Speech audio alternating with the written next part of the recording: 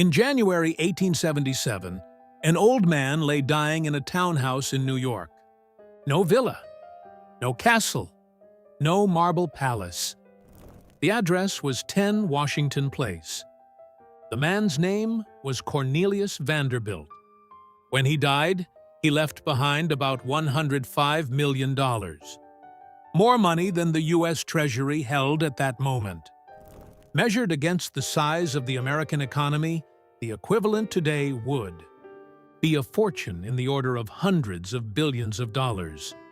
3 generations later, almost nothing of it remained. This story does not begin with money. It begins with a house. Cornelius Vanderbilt was born in 1794 on Staten Island. At 16, he is said to have borrowed $100 from his mother. He bought a boat and ferried passengers between Staten Island and Manhattan. Then came steamboats, then railroads, then control. Vanderbilt did not become rich because he looked rich. He became rich because he controlled routes, prices, and connections. Movement turned into power. And that power did not live in a palace. It lived in a townhouse. Cornelius Vanderbilt could have built whatever he wanted. He didn't. He spoke with an accent. He chewed tobacco. He swore. He was seen as rough, suspicious, and hard. Polite New York society did not see a gentleman in him. They saw an intruder. But Cornelius didn't need that society. He didn't want to be admired for his money. He wanted to make money, not spend it. That was the first difference from everything that came after him. When Cornelius died on January 4th, 1877, the fortune was not divided equally. $95 million went to a single son, William Henry Vanderbilt. His 8 siblings together received about $5 million. The family went to court. The family lost. Cornelius had understood something that his descendants would later forget. A divided fortune is easier to spend. A concentrated fortune stays powerful. William Henry inherited more than money. He inherited an empire. William Henry Vanderbilt was no spendthrift, at least not at first. He took over his father's railroad empire and grew the fortune to about $200 million. In less than 9 years. He had doubled it. Then, in 1885, William Henry died. And now it was divided. William Henry had 8 children. Overnight, one fortune became 8. The decline did not begin because the son was incompetent. It began because, after him, no one held everything together anymore. Now money was no longer only control. It became visible. Even before his father's death, William Henry's second eldest son had shown which way things were going. William Kissam Vanderbilt was a director of the New York Central Railroad. He earned his own income, and in 1877 he had inherited an additional $2 million from Cornelius. In 1882, he had a French chateau built at 665th Avenue in the middle of Manhattan. 60 rooms. $3 million in construction costs, about $100 million today. The house was not a residence. It was a statement. The Vanderbilts no longer wanted to be merely rich. They wanted to be accepted. On March 26, 1883, Alva Vanderbilt gave a costume ball there as the official housewarming. About 1,200 guests. Flowers, champagne, costumes, press. Contemporary estimates put the cost at $250,000, about $8 million today. A sum that could buy houses at the time. But Alva did not buy a house. She bought entry. She bought status. Old New York society, led by Mrs. Astor, had long kept the Vanderbilts at a distance. After this night, no longer. Money had opened a door. Then came Newport. William Kissam had Marble House built for Alva. 50 rooms, 500,000 tons of marble, imported from Italy. $11 million in construction costs, over $320 million today. A gift for her 39th birthday. 3 years later, Alva filed for divorce. She sued William Kissam for adultery. She won one of the largest settlements awarded up to that point. She kept Marble House. That same year, Alva married off her daughter Consuelo to the 9th Duke of Marlborough. Consuelo was 18. The marriage contract reportedly secured $2.5 million in stock for the Duke, about $80 million today, plus annual payments. Money traded directly for an English title. Consuelo loved another man. She wept on the morning of her wedding.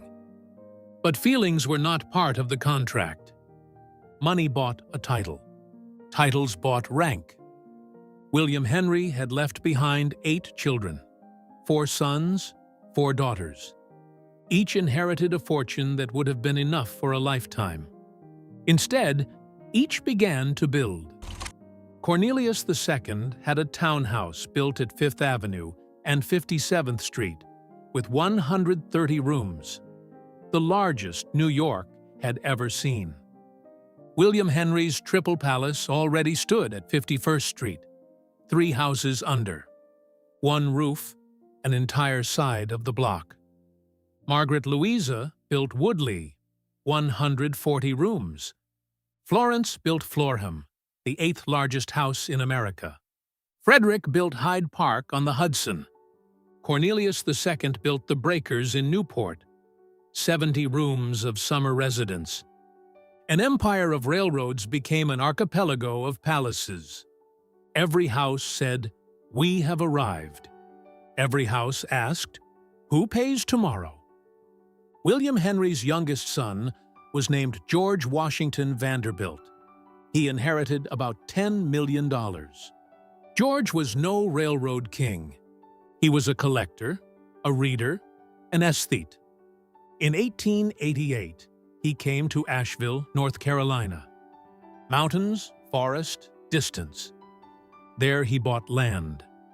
Not a plot, an area of 125,000 acres, half the size of Berlin.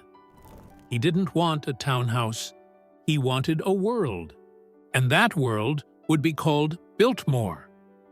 Biltmore was built between 1889 and 1895. 250 rooms, 43 bathrooms, 65 fireplaces, a library with 22,000 books, 6 years of construction. A private railroad spur was laid, 3 miles long, just for the deliveries. An on-site brick kiln produced 32,000 bricks a day. 1,000 workers, 60 stonemasons. Construction cost? About $6 million.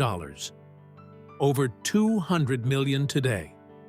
It is still considered the largest private residence in the United States. On Christmas Eve 1895, George received his first guests. The house was finished, but the bills kept coming. Biltmore was no asset in any simple sense. It was a machine that needed money. Staff in the house, workers on the land, gardens, stables, heating, repairs, roads, roofs, taxes. George tried to make the estate self-sustaining. Forestry, agriculture, administration. But forestry doesn't pay for 250 rooms. In 1914, George died at 51 from complications after surgery. His fortune was significantly smaller than at the time of his inheritance. The house had survived.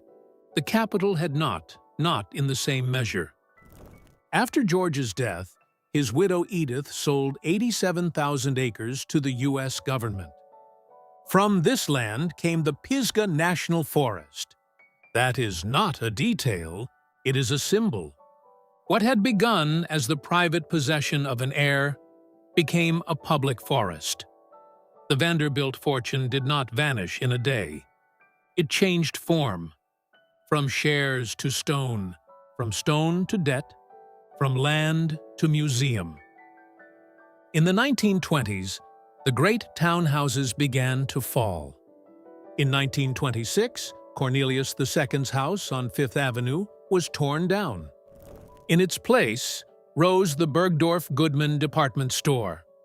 In 1927, the Petit Chateau at 660 Fifth Avenue disappeared. The house where? Alva had given her ball. 44 years old, in 1947, the Triple Palace fell. Not a single Vanderbilt townhouse remained on Fifth Avenue, 70 years after Cornelius's death. The palaces were not old enough to be sacred, only expensive enough to be unsustainable. The fortune was divided. The world of railroads changed. Lifestyles became more expensive. Marriages, divorces, houses, staff, and taxes drained capital.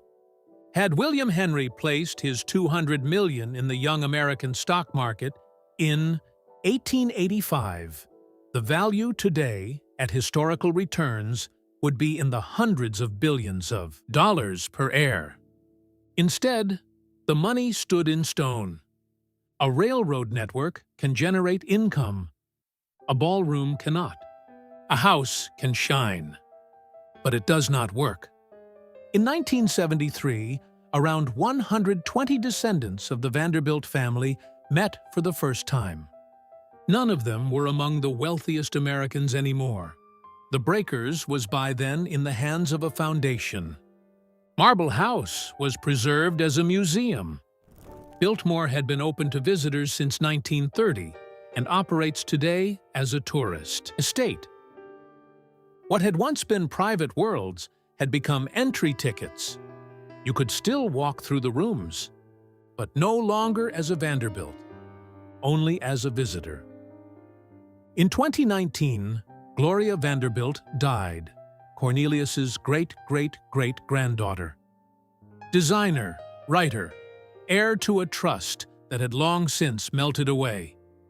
Her son Anderson Cooper later said publicly that he expected no great family. Inheritance. Gloria had earned her own money, lost it, earned it again, lost it again. What reached Cooper was no longer an inheritance from Cornelius Vanderbilt. It was an echo. Cornelius Vanderbilt had built a fortune that loomed larger than some states. His descendants built houses meant to feel like kingdoms. Today, many of those houses still stand. The fortune does not. The door is open. You buy a ticket, then you leave.